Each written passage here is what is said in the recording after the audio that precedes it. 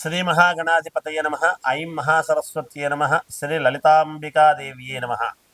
ద్వాదశ రాసుల వాళ్లకు ఎలా ఉండబోతుంది జూలై మాసమంతా కూడా ఏ విధముగా ఉంటుంది అంటే ఒక విశేషము ఉన్నది ఈ జూలై మాసంలో.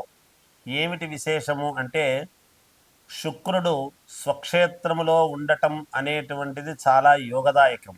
అలాగే మామూలుగా ఈ కేతువు కుజుడు కలిసి ఉండటం అనేటువంటిది కూడా సింహరాశిలో ఒక రకమైనటువంటిది యోగం.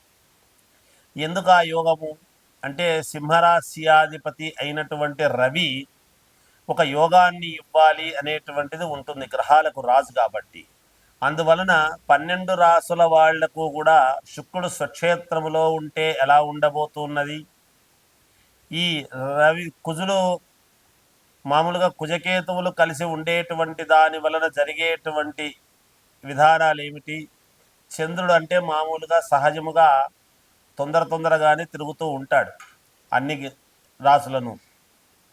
ఇవి కొంచెం ఎక్కువగా నెలల పాటు ఉండేటువంటివి కాబట్టి కొంచెం చూసుకోవాలి. అందువలన చాలా యోగవంతమైనటువంటి ఇవి నడుస్తాయి అనేటువంటిది తెలుస్తూ ఉన్నది. ఎవరెవరి జాతకములో అయితే శుక్రుడు బలంగా ఉంటాడో, అలాగే సింహరాశి వాళ్ళకి ఏమిటి, ఆ రాశిలో ఉండేటువంటి వాళ్ళకనే కాకుండా కుజకేతువుల యొక్క ప్రభావం ఎవరి జాతకములో అయితే యోగదాయకముగా ఉంటుందో వీటన్నిటినీ ఏమి తెలుపుతుంది మనకు అంటే రాహువు కుంభములో ఉండటం, కేతువు సింహములో ఉండటం వలన.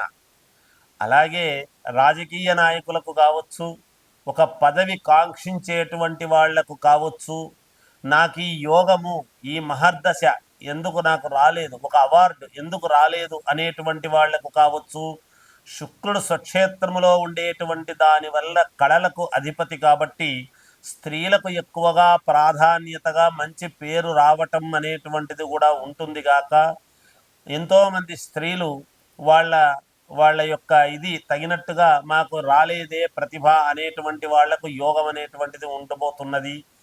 అలా శుక్రుడు అంతేకాకుండా సినిమా రంగము కళలలో రాణింపు ఉండేటువంటి వాళ్లకు మంచి మహర్దశ పట్టేటువంటి అవకాశము ఉన్నది. చాలా మేలు జరిగే అవకాశాలు ఉన్నాయి ఈ జూలై మాసంలో అనేటువంటిది తెలియజేస్తూ, ఇక మేషరాశి నుండి మీనరాశి వరకు ఎలా ఉండబోతుంది అనేటువంటి దాని గురించి ఇప్పుడు మీకు సవినయముగా తెలియజేస్తాను, సవివరముగా.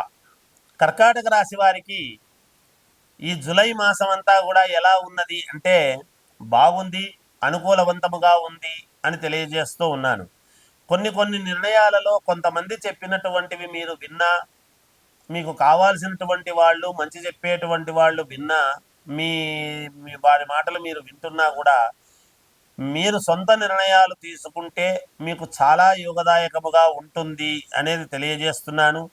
చేపట్టినటువంటి ప్రతి పనిలో కూడా ధైర్యముగా ముందుకు వెళ్ళేటువంటి పరిస్థితులు గోచరిస్తున్నాయి. నూతన వాహనం కొనుగోలు చేసేటువంటి విధముగా మీ ఆలోచనలు ఉండబోతున్నాయి. నూతన గృహ నిర్మాణ ప్రయత్నాలు దానికి కావాల్సినటువంటి విధముగా అడుగులు ముందుకు వేస్తారు. తప్పకుండా ధనము శుభకార్యాలకు సంబంధించినటువంటి వాటికి ధనాన్ని వ్యయం చేయటం జరుగుతుంది.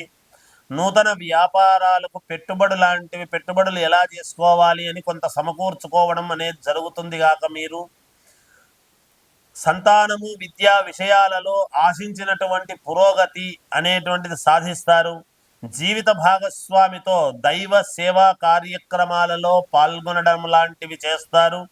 సమాజములో ప్రముఖులతో పరిచయాలు మరింత పెరిగేటువంటి పరిస్థితి గోచరిస్తూ ఉన్నది. అలాగే వృత్తి ఉద్యోగాలు సహోద్యోగులతో, మీ తోటి ఉద్యోగస్తులతో మీకు మంచి సత్సంబంధాలు ఏర్పడి వారి నుండి మీరు సహాయం పొందడం, మీరు వారికి సహకారం చేయటం లాంటివి చేసుకొనవచ్చును ఎక్కువ శాతముగా.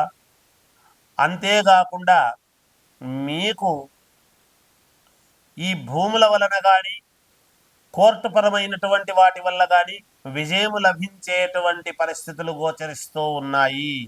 విద్యార్థులకు యోగదాయకముగా ఉన్నది. రాజకీయాలలో ఉండేటువంటి వాళ్లకు, సినీ ప్రముఖులకు చాలా యోగవంతముగా ఉన్నది. ఏది ఏమైనా మీ వ్యక్తిగతమైనటువంటి జాతకాలను పరిశీలన చేసుకొని తదనుగుణంగా ముందుకు వెళ్ళండి. మీకు విజయం లభించి తీరుతుంది గాక. జయోస్తు. శ్రీ మహాగణాధిపతయ నమ. ఐం మహాసరస్వత్యే నమ. శ్రీ లలితాంబికాదేవియే నమ. ద్వాదశ రాసుల వాళ్లకు ఎలా ఉండబోతుంది జూలై మాసమంతా కూడా ఏ విధముగా ఉంటుంది అంటే ఒక విశేషము ఉన్నది ఈ జూలై మాసంలో. ఏమిటి విశేషము అంటే శుక్రుడు స్వక్షేత్రములో ఉండటం అనేటువంటిది చాలా యోగదాయకం.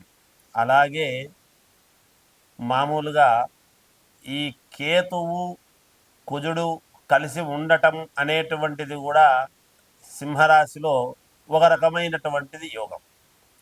ఎందుకు ఆ యోగము అంటే సింహరాశ్యాధిపతి అయినటువంటి రవి ఒక యోగాన్ని ఇవ్వాలి అనేటువంటిది ఉంటుంది, గ్రహాలకు రాజు కాబట్టి. అందువలన 12 రాసుల వాళ్లకు కూడా శుక్రుడు స్వక్షేత్రములో ఉంటే ఎలా ఉండబోతున్నది, ఈ రవి కుజులు మామూలుగా కుజకేతువులు కలిసి ఉండేటువంటి దాని వలన జరిగేటువంటి విధానాలు ఏమిటి, చంద్రుడు అంటే మామూలుగా సహజముగా తొందరగానే తిరుగుతూ ఉంటాడు అన్ని రాసులను. ఇవి కొంచెం ఎక్కువగా నెలల పాటు ఉండేటువంటివి కాబట్టి కొంచెం చూసుకోవాలి. అందువలన చాలా యోగవంతమైనటువంటి ఇవి నడుస్తాయి అనేటువంటిది తెలుస్తూ ఉన్నది. ఎవరెవరి జాతకములో అయితే శుక్రుడు బలంగా ఉంటాడో, అలాగే సింహరాశి వాళ్ళకి ఏమిటి, ఆ రాశిలో ఉండేటువంటి వాళ్ళకనే కాకుండా కుజకేతువుల యొక్క ప్రభావము ఎవరి జాతకములో అయితే యోగదాయకముగా ఉంటుందో వీటన్నిటినీ ఏమి తెలుపుతుంది మనకు అంటే రాహువు కుంభములో ఉండటం, కేతువు సింహములో ఉండటం వలన. అలాగే రాజకీయ నాయకులకు కావచ్చు, ఒక పదవి కాంక్షించేటువంటి వాళ్లకు కావచ్చు, నాకు ఈ యోగము ఈ మహర్దశ ఎందుకు నాకు రాలేదు, ఒక అవార్డు ఎందుకు రాలేదు అనేటువంటి వాళ్లకు కావచ్చు, శుక్రుడు స్వక్షేత్రములో ఉండేటువంటి దానివల్ల కళలకు అధిపతి కాబట్టి స్త్రీలకు ఎక్కువగా ప్రాధాన్యతగా మంచి పేరు రావటం అనేటువంటిది కూడా ఉంటుంది గాక. ఎంతోమంది స్త్రీలు వాళ్ళ వాళ్ళ యొక్క ఇది తగినట్టుగా మాకు రాలేదే ప్రతిభ అనేటువంటి వాళ్లకు యోగం అనేటువంటిది ఉండబోతున్నది. అలా శుక్రుడు అంతేకాకుండా సినిమా రంగము కళలలో రాణింపు ఉండేటువంటి వాళ్లకు మంచి మహర్దశ పట్టేటువంటి అవకాశము ఉన్నది. చాలా మేలు జరిగే అవకాశాలు ఉన్నాయి ఈ జూలై మాసంలో అనేటువంటిది తెలియజేస్తూ, ఇక మేషరాశి నుండి మీనరాశి వరకు ఎలా ఉండబోతుంది అనేటువంటి దాని గురించి ఇప్పుడు మీకు సవినయముగా తెలియజేస్తాను, సవివరముగా.